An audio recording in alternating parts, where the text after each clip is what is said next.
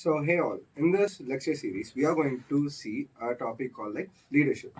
So, why a leader is important in a organization and who is that leader and why his role plays a major effect in every other employees right situated in the companies. So, in an organization, everybody have their own works. If a training HR person is in a training team, he the one who takes care of all the trainings which is currently happening in the uh, for the freshers who are like recruited inside newly. So on that point of time, he is the responsible person where he takes that authority of the peoples and he is like accountable for the peoples who is right there.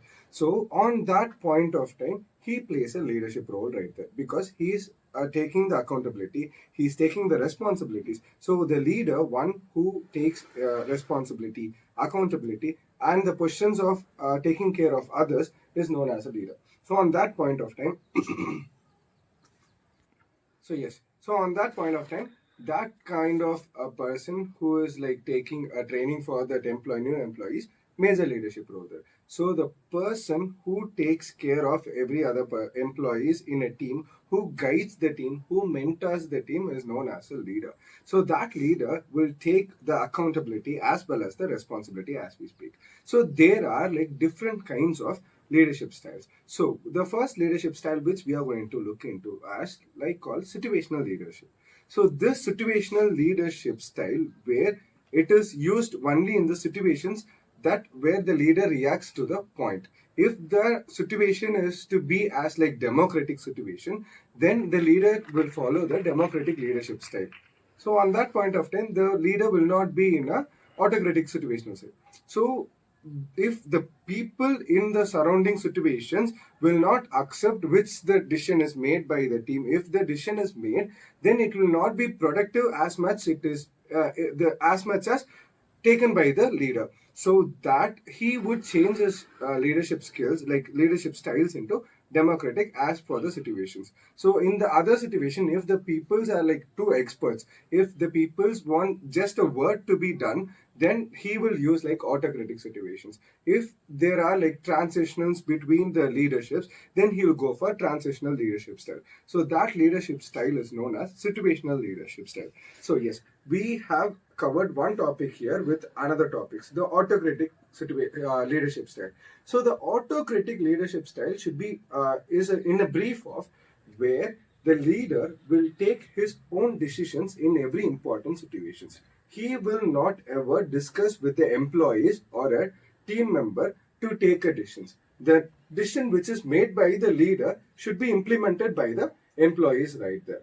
So that is called autocratic. So situational is something where he goes into every person's mindset and he reacts to that set. And the autocratic where he takes all the decisions and he makes the decisions of. So the democratic situation leadership styles. So on the democratic leadership style, we have both cons and pros too. So the pros are like there will be more of engagement, like employee engagement with the team. There will be more satisfactions with the team. They'll be more like happy to work with the team. But if the decisions which all are made, we should be in a very proper manner because the it may create a lot of conflicts between them.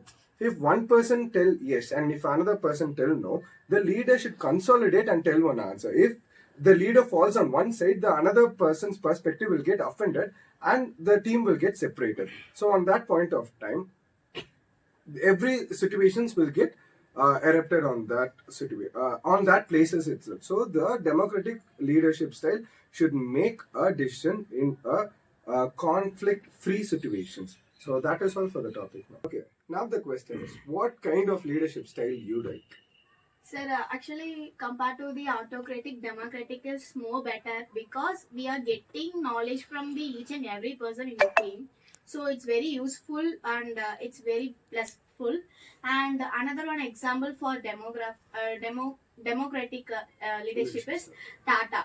we all know the Tata, who is one of the person and who has the who had discussed with the chief executive officers and chief board members, and he had discussed and he had the conclusion also, and it's given a good decision for the one of the topmost company we all know.